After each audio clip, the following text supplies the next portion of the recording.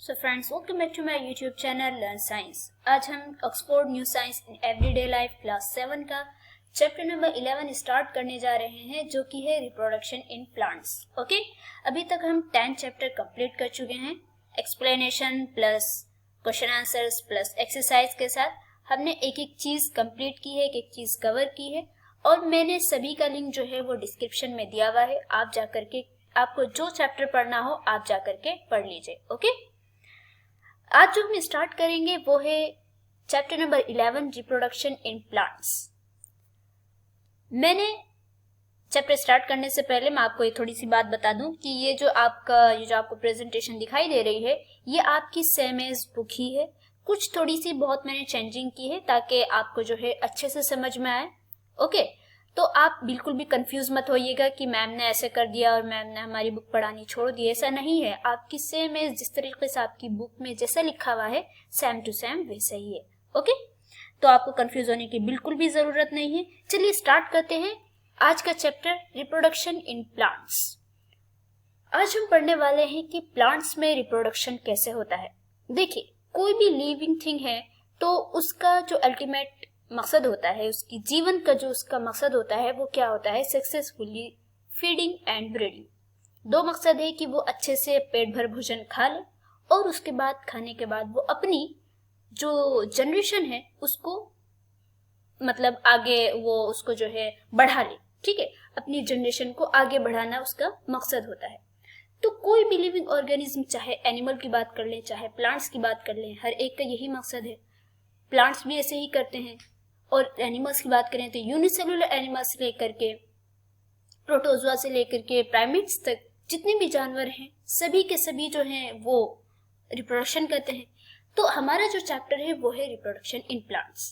Okay, तो you will learn about in this chapter. आप इस चैप्टर में किस किस टॉपिक को आप कवर करेंगे। पहला टॉपिक होगा हमारा रिप्रोडक्शन इन प्लांट्स। पहले हम पढ़ेंगे कि प्लांट्स में रिप्रोडक्शन जो है वो किन किन तरीके से हो सकता है। ओके, फिर हम पढ़ेंगे एसेक्सुअली रिप्रोडक्शन, है ना। ये भी प्लांट्स के रिप्रोडक्शन का एक पार्ट है कि प्लांट्स में जो रिप्रोडक्शन होता है वो एसेक्सुअली भी होता है।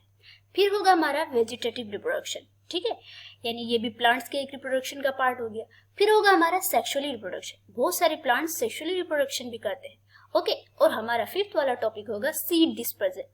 हम इस सभी पांचों टॉपिक को डिटेल में कवर करेंगे, तो आपको बिल्कुल भी घबराने की जरूरत नहीं, क्योंकि बहुत सारे लोगों को ये प्लांट्स का जो टॉपिक होते हैं, प्लांट्स के जो चैप्टर होते हैं थोड़े कंफ्यूजेबल भी लगते हैं और काफी परेशान कुन भी होते हैं। तो ऐसा नहीं है, चैप्टर भी इजी है। आप जरा ध्यान से पढ़िएगा, आपको एक एक चीज अच्छे से समझ में आ जाएगी। ओके, चलिए देखते हैं बुक में क्या लिखा हुआ है। Label the different parts of the plant shown. आपको क्या करना है, आपको यहाँ पे एक खूबसूरत सा फ्लावर प्लांट दिखाई दे रहा है। इस प्लांट में आपको फ्लावर भी है दिखाई दे रहा है और आपको इसकी लीव्स भी हैं और आपको स्टेम भी। तो आपको क्या करना है, इस प्लांट को देखिए और इस प्लांट के अंदर जितने भी पार्ट्स हैं आपको उन पार्ट के एक फंक्शन को बताना है। ओके, पहले तो आप बताइए कि ये कौन कौन सा पार्ट है, उसके बाद ये बताइए कि इनके क्या क्या फंक्शन है। तो सबसे पहले बात हम कर लेते हैं फ्लावर की। ठीक है, फ्लावर जो फूल है, ये आप क्या सोचते हैं कि जो फ्लावर होता है ये सिर्फ और सिर्फ हमें मतलब हमारे एनवायरनमेंट को खूबसूरत दिखने के लिए, या फिर ये कि हमारे एनवायरनमेंट में ये हमारी आंखों की ठंडक के लिए ऐसा होता है? ठीक है, ऐसा नहीं है। हर चीज का जो भी इस वर्ल्ड में जो भी चीजें हैं, हर चीज का एक ना एक मकसद होता है, किसी ना किसी वजह से वो चीज है। ठीक है, तो अगर हम प्लांट्स में फ्लावर की बात करें तो फ्लावर का जो रोल होता है इस प्लांट के अंदर वो बहुत ज्यादा मेन रोल प्ले करता है। कैसे? क्योंकि फ्लावर जो होता है, फ्लावर ही के अंदर बीज बनेगी और उसी बीज से जो है एक नया प्लांट, एक बेबी प्लांट रिप्रोड्यूस होगा। ठीक है, तो कहने का मकसद ये है कि फ्लावर जो है वो प्लांट का रिप्रोडक्टिव पार्ट है। ठीक है, आपने देखा ही होगा कि अगर कोई भी फ्रूट जो निकलता है, जो फल हम खाते हैं, सब्जियां खाते हैं, तो सब निकलने से पहले उसका फ्लावर निकलता है। ठीक है, उसके बाद उस फ्रूट का या फिर वेजिटेबल का निर्माण होता है, मतलब वो बनते हैं, एंड देन उसके बाद उसके अंदर बीज होती है और उस बीज से फिर नया प्लांट निकलता है। तो कहने का मकसद ये है कि यहाँ पे जो फ्लावर है उसका फंक्शन क्या है, प्लांट का ये एक रिप्रोडक्टिव पार्ट है। ओके, तो हम यहाँ पे क्या लिखेंगे कि जो फ्लावर है ये it helps to plant reproduce, ठीक है, ये प्लांट को रिप्रोड्यूस करने में हेल्प करता है। सेकंड हम चलते हैं अपने स्टेम की तरफ, ठीक है। जो आपको तना दिखाई दे रहा है ये आपका क्या काम करता है, आप सोचिए। ये जो स्टेम होता है इसका काम ये होता है कि ये प्लांट को अपवर्ड डायरेक्शन में एक तो ग्रो कराए, वो प्लांट को ये एक तरीके से सहारा प्रदान करता है, ठीक है, कि ताकि प्लांट जो है वो बिल्कुल एक कहा जाए ना कि प्लांट जो है वो ऊपर की ओर ग्रो कर रहा है, तो उसके लिए उसको एक सहारे की जरूरत होगी, तो वो सहारा होता है उसका स्टेम, ठीक है। अब हम बहुत सारे ऐसे प्लांट की बात करते हैं जिनमें स्टेम नहीं होते हैं, जैसे जो क्लाइंबर्स होते हैं, जो लतें होती हैं, बेल जिन्हें कहा जाता है, तो उनमें क्या होता है कि हमें उनको सहारा प्रदान करना पड़ता है, हमें उनको आर्टिफिशियली उनको स्टेम लगाना पड़ता है। फॉर एग्जाम्पल हम उनके साइड में एक लकड़ी लगा देते हैं जिसके ऊपर चारों तरफ वो घूम घूम करके ऊपर के ओर चली जाती है, या फिर ये कि हम उनके लिए बहुत सारे ऐसे प्लांट जैसे कद्दू वगैरह होते हैं, तो उनके लिए आप क्या करते हैं, उनके लिए एक छत सी बनाई जाती है और उसके चारों तरफ वो क्या कहते हैं, वो बढ़ते रहते हैं। तो क्या मतलब यही है कि जो स्टेम होता है ये किस चीज में हेल्प करता है, it helps to plant, it holds the plant upright, okay. और उसके बाद जो हमारा सबसे मेन पार्ट हुआ, सबसे मेन ही पार्ट है आप कहा जाए तो, हर प्लांट का एक एक पार्ट मेन है। तो अगर हम लीफ की बात करें तो जो लीव्स होती हैं प्लांट की ये बहुत ज्यादा मेन होती हैं, क्यों, क्योंकि इन्हीं में फोटोसिंथेसिस की क्रिया होती है और इन्हीं की वजह से जो है वो प्लांट जिंदा रह पाता है, ठीक है। तो ये जो लीव्स होती हैं ये फोटोसिंथेसिस के लिए भी हेल्प करती हैं। इसके अलावा ये जो है हमने पीछे पढ़ा कि ये ट्रांसपिरेशन में भी हेल्प करती हैं, ये आपकी रेस्पिरेशन में भी हेल्प करती हैं। तो हम यहाँ पे सिंपली एक फंक्शन चूंकि हमें लिखना है तो हम ये लिख देंगे कि it helps to prepare food. Okay friends, चलिए आगे चलते हैं। आगे हमारा जो पहला टॉपिक था वो था रिप्रोडक्शन इन प्लांट्स। पहले तो हम यही पढ़ेंगे कि रिप्रोडक्शन के मीनिंग क्या होते हैं, फिर हम उनके टाइप्स पढ़ेंगे कि किन किन तरीके से प्लांट्स में रिप्रोडक्शन होता है। ओके चलिए, the process of producing young ones from their parents is known as reproduction. Reproduction का मतलब क्या है, मतलब ऐसा प्रोसेस जिसमें पेरेंट्स के जरिए से एक नए ऑफस्प्रिंग का प्रोड्यूस होना, या फिर ये कहा जाए कि पेरेंट्स के जरिए से किसी यंग वंस का प्रोड्यूस होना, इस प्रोसेस को हम बोलते हैं reproduction. Okay, plants reproduce through asexual, vegetative and sexual. Plants जो होते हैं वो एसेक्सुअली रिप्रोड्यूस करते हैं, वेजिटेटिवली रिप्रोड्यूस करते हैं एंड सेक्सुअली रिप्रोड्यूस करते हैं। आगे हम इन सभी टॉपिक को, यानी एसेक्सुअली कैसे करते हैं, वेजिटेटिव कैसे करते हैं, सेक्सुअल और सेक्सुअल कैसे करते हैं, हम इसको डिटेल में पढ़ेंगे। ओके, पहले हम इसके बारे में पढ़ लेते हैं कि एसेक्सुअल का मतलब क्या होता है, फिर वेजिटेटिव और फिर सेक्सुअल। तो एसेक्सुअली रिप्रोडक्शन किन्हें कहते हैं, involves either the simple division of the plant body into 2 or more parts और the formation of spore.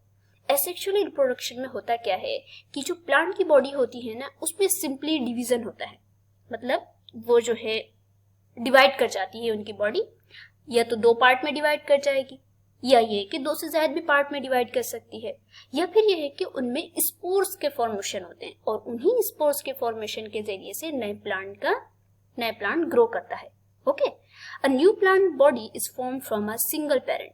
Asexually reproduction में मेनली होता क्या है कि एक ही पेरेंट होता है और उसी के जरिए से ही प्लांट बॉडी का निर्माण होता है।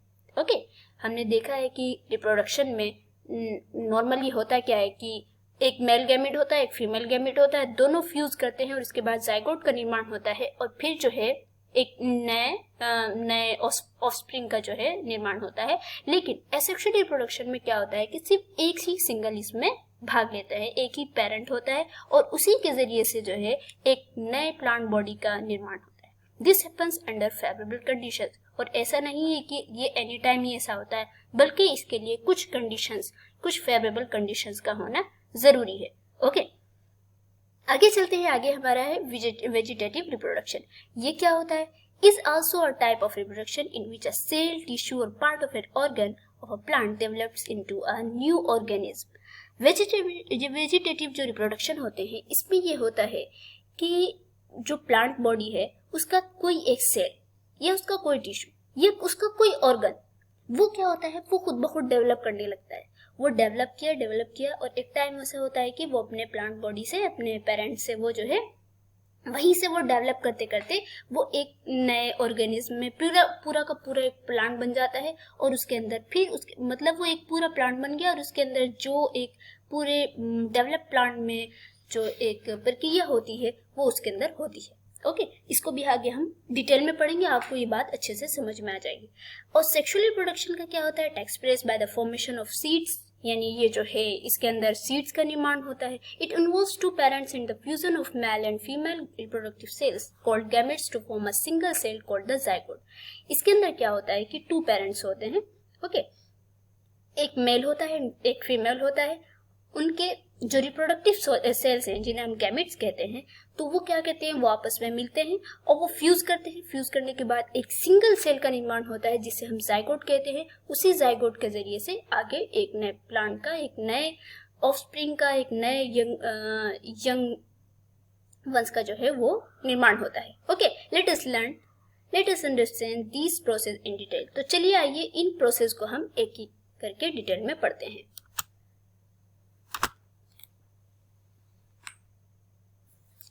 सबसे पहला है हमारा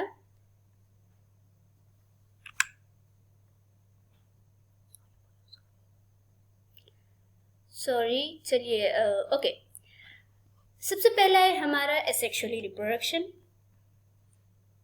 कि एसेक्सुअली जो रिप्रोडक्शन होता है प्लांट्स में वो कैसे होता है। The formation of new plants from the cell of a single parent is called asexual reproduction. Asexually reproduction में मेनली होता क्या है कि एक ही सिंगल, मैंने आपको बताया ना कि एक ही पेरेंट होता है और उसके जरिए से ही एक न्यू बॉडी का निर्माण होता है। अब वो कैसे होता है, अब वो अलग अलग तरीके से होता है, चलिए उसको देखते हैं। Asexually reproduction is the simplest form of reproduction found in plants. It is of 3 common forms. Asexually reproduction जो होता है ये प्लांट्स के रिप्रोडक्शन में सबसे सिंपलेस्ट फॉर्म होता है और इसके अंदर इसके 3 पार्ट हैं। ठीक है, वैसे इसके तो बहुत सारे फॉर्म्स हैं लेकिन अभी हमारी बुक में चूंकि 3 ही दिए हुए हैं तो हम इन्हीं को ही डिटेल में पढ़ते हैं। पहला है बडिंग, है ना।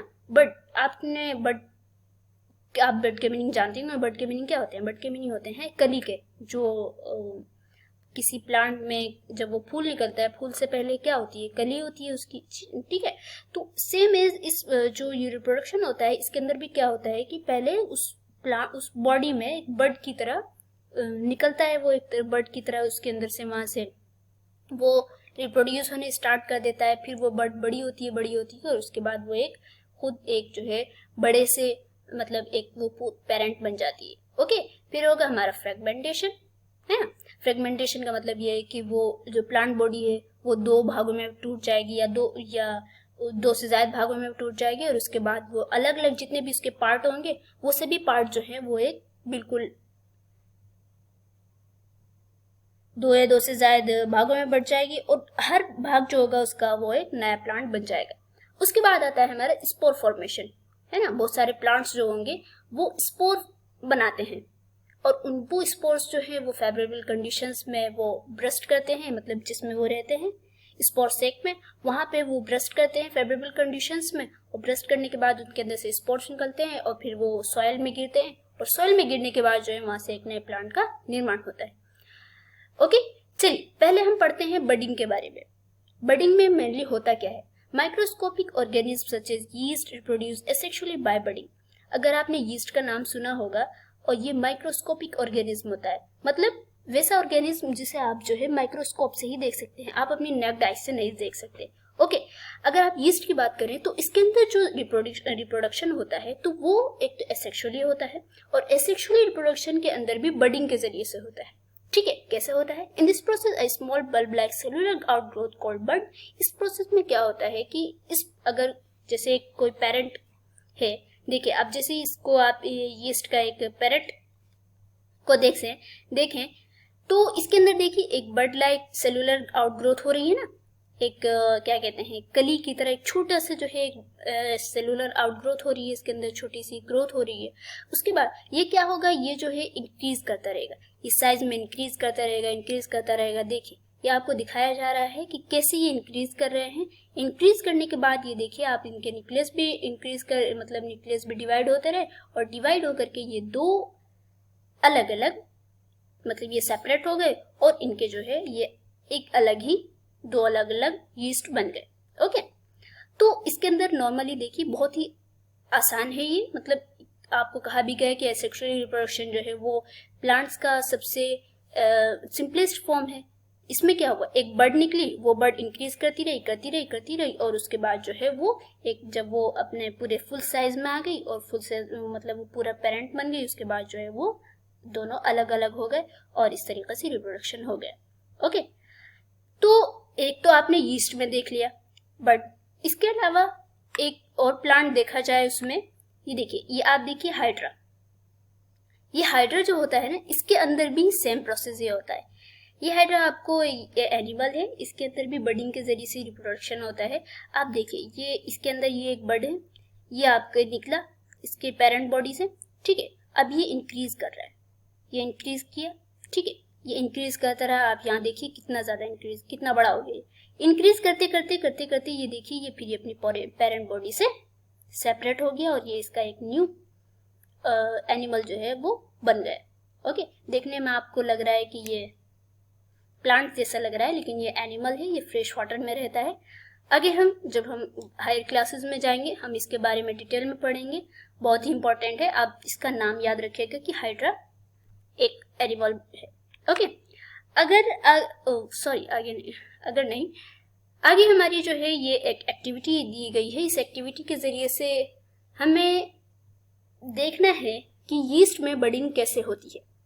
इसके लिए आपको सिंपली क्या करना होगा, आपको एक तश्तरी जिसे कहा जाता है, कांच की तश्तरी, पेट्री डिश जिसे कहा जाता है, वो लीजिए, शुगर लीजिए, थोड़ी सी चीनी लीजिए, और आपको बेकर्स यीस्ट, बेकर की जो यीस्ट होती है वो आपको मार्केट से भी मिल जाएगी, ड्राई होती है, वो आपको मिल जाएगी, आपको वो लेनी है।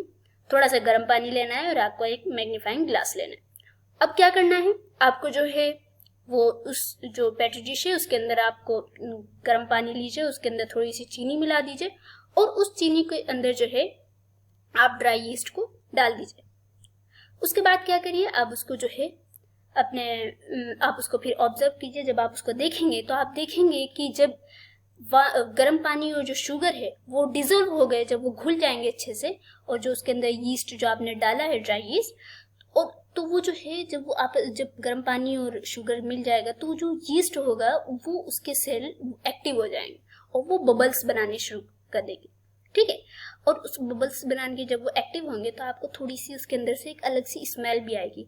तो इससे क्या पता चलता है कि जो यीस्ट जो होते हैं, यीस्ट के जो सेल होते हैं, वो मतलब एक तो डिवाइड करने लगे, और उसके बाद जो है उन्होंने वो जब डिवाइड करेंगे तो सॉल्यूशन जो होगा जो आपने बनाया है वार्म वाटर और शुगर का, वो भी जब वो डिवाइड करेंगे तो उसका वॉल्यूम भी इंक्रीज करेगा। तो इससे हमें ये बात पता चल गई कि हाँ, यीस्ट के अंदर जो है वो बडिंग के जरिए से ही क्या कहते हैं रिप्रोडक्शन होता है। वरना अगर ऐसा नहीं होता, सॉल्यूशन का जो वॉल्यूम है वो इंक्रीज ना करता, तो हमें नहीं पता चलता ना कि क्या कहते हैं वो यीस्ट जो है वो इतनी जल्दी डिवाइड कर लेते हैं, क्योंकि वो माइक्रोस्कोपिक ऑर्गेनिज्म में आपको जो है माइक्रोस्कोप के अंदर ही दिखेगा। तो आपको यहाँ से इस एक्टिविटी के अंदर से सिर्फ और सिर्फ इस तरीके से कि सॉल्यूशन का जो वॉल्यूम है वो इंक्रीज कर रहा है। क्यों इंक्रीज कर रहा है? क्योंकि जो यीस्ट हैं वो अपनी जनरेशन को आगे बढ़ा रहे हैं, मतलब वो डिवाइड कर रहे हैं, बहुत ज्यादा हो रहे हैं, तो इस तरीके से सॉल्यूशन का वॉल्यूम भी बढ़ रहा है। और इस तरह हमें पता चल गया कि यीस्ट के अंदर जो है वो बडिंग के जरिए से वो रिप्रोड्यूस कर रहे हैं। ओके, चलिए आगे चलते हैं। आगे हमारा फ्रेगमेंटेशन। अब ये फ्रेगमेंटेशन कैसे होता है? It is a very common form of reproduction found in algae, some algae such as spirogyra. ये भी बहुत ही कॉमन फॉर्म है। इसके अंदर क्या होता है, ये कुछ एल्गीज में पाया जाता है, ठीक है, जैसे कि स्पायरोगायरा, नाम याद रखिएगा, पॉन्ड सिल्स भी जिसे कहा जाता है, फ्यूकस एक्सेट्रा। ये स्लीमी होते हैं, ग्रीन होते हैं, और स्मॉल प्लांट्स होते हैं, और ये कहाँ आपको दिखेंगे डर्टी ड्रेन्स में, जो गंदी गंदी नालियां होती है ना, उनमें जो है ये आपको तैरते हुए दिखाई देंगे। ओके, और इसमें क्या होता है, ये किस तरीके से रिप्रोडक्शन करते हैं। In this process the adult organism just break into 2 or more pieces called fragments. इनका ये जो रिप्रोडक्शन करते हैं, ये सिंपली क्या करते हैं, जो इनका एडल्ट ऑर्गेनिज्म होता है, जो पेरेंट होता है, वो क्या होता है, वो जो है 2 भागों में या 2 से ज्यादा भागों में टूट जाता है। उसको एक जो पार्ट होगा उसको फ्रेगमेंट कहेंगे। Each of these fragments grow up to become a new plant. और इसके जो जैसे यहाँ आप देख रहे हैं इसमें कि ये जो ये एक पेरेंट बॉडी है या एडल्ट ऑर्गेनिज्म जिसे कहा जाए, ये जो है 2 भागों में बढ़ गए। एक ये कि उसके बाद ये ग्रो करेंगे, और ग्रो करने के बाद जो है ये एक नए ऑर्गेनिज्म, एक एडल्ट ऑर्गेनिज्म या पेरेंट ऑर्गेनिज्म बन जाएंगे। ओके, फिर ये डिवाइड करेंगे, फिर इस तरीके से ये ब्रेक करेंगे, टूट जाएंगे, फिर इस तरीके से इनमें डिवीजन होता रहेगा। ओके, तो ये माइक्रोस्कोपिक ऑर्गेनिज्म होते हैं जो कि बहुत तेजी से और बहुत आसानी से ये अपने आप को रिप्रोड्यूस करते रहते हैं। ओके, आइए चलते हैं स्पोर फॉर्मेशन। स्पोर फॉर्मेशन में क्या होता है, some plants such as ferns and mosses multiply asexually through spores. कुछ प्लांट जैसे कि फर्न्स की बात कर ले, मॉसेस की बात कर ले, तो ये तो एसेक्सुअली करते हैं, मतलब ये अपनी ये जो रिप्रोडक्शन जो करते हैं वो एसेक्सुअली करते हैं। और किसके जरिए से करते हैं, स्पोर्स के जरिए। अब कैसे स्पोर्स के जरिए से कैसे करते हैं, spores are microscopic single celled और several celled reproductive bodies that are mostly spherical in shape. Spores को क्या होते हैं, स्पोर्स जो होते हैं वो माइक्रोस्कोपिक सिंगल सेल होते हैं, या तो उसके अंदर सिंगल सेल होगी या उसके अंदर उस माइक्रोस्कोप में बहुत छोटी होगी, इतनी कि आप बिल्कुल आपको जो है नेक डाइट से तो आप देख ही नहीं सकते, ठीक है, या उसके अंदर सिंगल सेल होगी या वो सेवरल सेल होंगे, और वो रिप्रोडक्टिव बॉडीज होती हैं, ठीक है। और इनकी शेप कैसी होती है, गोल सी होती है, स्फेरिकल होती है, ठीक है, गोल ही होगी, स्फेरिकल मतलब गोल तो नहीं कहेंगे, थोड़ी सी गोल की तरह ही होगी। They are protected by a thick walled when conditions such as humidity and temperature are unfavorable. ये स्पोर्स जो होते हैं ये जो है ये चूंकि माइक्रोस्कोपिक होते हैं, बहुत ही छोटे हैं, तो अब इनको क्या है कि जब अनफेवरेबल कंडीशंस होती हैं, जैसे बहुत ज़्यादा हाई टेम्परेचर हो गया या ह्यूमिडिटी बहुत ज़्यादा हो रही है, तो उस टाइम ये जो है इनको एक थिक वॉल के ज़रिए से नेचर ने इनको एक इनके चारों तरफ एक स्पोर सेक के अंदर इनको अंदर ये स्पोर केस भी कहा जाए जिन्हें, यहाँ आप देख सकते हैं इसके अंदर जो है ये बंद रहते हैं। ओके, ये इसके अंदर एक इनके चारों तरफ एक वॉल होती है, वो काफ़ी थिक होती है, उनके अंदर जो है ये पैक रहते हैं।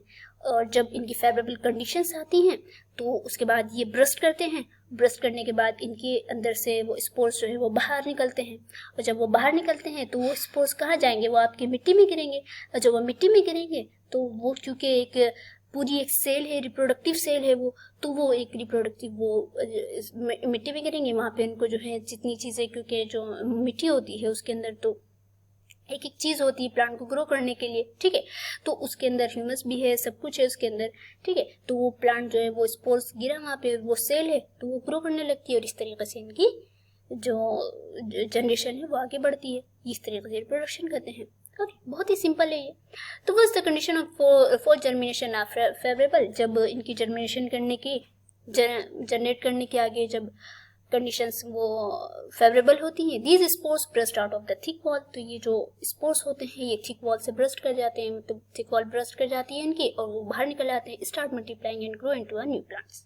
ओके, तो आपने देख लिया कि ये जो प्लांट्स हमने सेक्सुअल रिप्रोडक्शन में हमने बडिंग के बारे में पढ़ा कि वो बडिंग के ज़रिए से कैसे, जैसे कि आपने हाइड्रा के भी एग्जाम्पल पढ़ा कि बडिंग के ज़रिए से आप देखिए कि यीस्ट में जो है बडिंग के ज़रिए से इन्होंने अपना रिप्रोडक्शन कर लिया। उसके बाद हमने पढ़ा कि फ्रेगमेंटेशन में क्या हुआ कि जो प्लांट जो बॉडी थी उसकी एडल्ट ऑर्गेनिज्म था वो 2 भागों में, 2 से ज्यादा भागों में टूट गया, और हर जो भाग था वो ग्रो करने लगा और वो नया पेरेंट बन गया। फिर स्पोर फॉर्मेशन में देखा कि उनकी जो स्पोर्स कैसे है, वहाँ पे कुछ प्लांट्स में एक स्पोर केस की तरह होता है, बना हुआ होता है, और जैसे कि फर्न्स और मॉसेस उनमें स्पोर केसेस होते हैं, उनके अंदर स्पोर्स बनते रहते हैं, और जब फेवरेबल कंडीशंस आती हैं तो ये ब्रस्ट करते हैं, उनके अंदर से स्पोर्स निकलते हैं और ये मिट्टी पे गिरते हैं, फिर मिट्टी के अंदर से नए प्लांट बॉडी का निर्माण हो जाता है। फैक्ट फाइल ली हुई है, आप देखिए पढ़िए। Ferns and mosses are also known as lower plants. Ferns and mosses जो हैं ये बहुत ही लोअर प्लांट्स होते हैं, इनको लोअर प्लांट्स भी कहा जाता है। They do not have roots, do not have flowers and do not have seeds. इनके अंदर ना ही रूट होती है, ना ही इनके अंदर फ्लावर होते हैं, ना ही इनके अंदर सीड्स होती है। So they multiply with the help of spores. तो इस वजह से ये जो है स्पोर्स के जरिए से मल्टीप्लाई करते हैं। ओके, ये बात आप ध्यान में रखिएगा। आगे चलते हैं। देखिए ये हो गया आपका फंड्स। आप इसके अंदर देख रहे हैं कि ये जो फंड्स जो होते हैं इनके अंदर ये आप इनकी पत्तियों पे गौर से देखें तो आपको कुछ ब्लैक ब्लैक से डॉट डॉट से दिखेंगे। तो ये जो होते हैं ना, ये इनके अंदर ये स्पोर्स की तरह होते हैं, मतलब इनके अंदर स्पोर्स होते हैं। फिर ये ब्रस्ट करते हैं फेवरेबल कंडीशंस में, और वहां से जो है स्पोर्स निकलते हैं और वो फिर जमीन पे गिरते हैं, और उसके बाद जो है नए प्लांट बॉडी का निर्माण होता है। मॉसेस में आप देख सकते हैं, इसमें आप देखिए ये आपको दिखाई दे रहा होगा कि ये एक स्पोर से एक बने हुए हैं। ये फेवरेबल कंडीशंस में जो है ये ब्रस्ट करते हैं, और उसके बाद इनके अंदर से स्पोर निकल रहे हैं और स्पोर जमीन पे गिरेंगे और नए प्लांट बॉडी का निर्माण होगा। ओके, आई होप आपको ये बातें अच्छे से समझ में आ गई होंगी। तो आज की वीडियो यहीं तक। मैंने आपको जो है आज एसेक्सुअली रिप्रोडक्शन को कवर किया है। आई होप आपको सारी बातें बहुत अच्छे से समझ में आई होंगी। फिर भी कोई बात नहीं समझ में आई है, वैसे तो समझने वाली तो ज़्यादा इसमें कुछ इतना कोई कॉम्प्लेक्स नहीं है, नहीं। ओके, फिर भी अगर आपको कोई बात नहीं समझ में आई है तो आप मुझसे ज़रूर क्वेश्चन कर सकते हैं। तो मिलते हैं अगली वीडियो में। हमारे जो आगे का जो टॉपिक होगा वो होगा हमारा वेजिटेटिव रिप्रोडक्शन। ओके, तो अगर आप हमारे चैनल पर न्यू हैं तो हमारे चैनल को सब्सक्राइब कीजिए, वीडियो को लाइक कीजिए और अपने दोस्तों के साथ जो 7th क्लास में ज़रूर शेयर कीजिए। मिलते हैं अगली वीडियो में। अस्सलाम वालेकुम।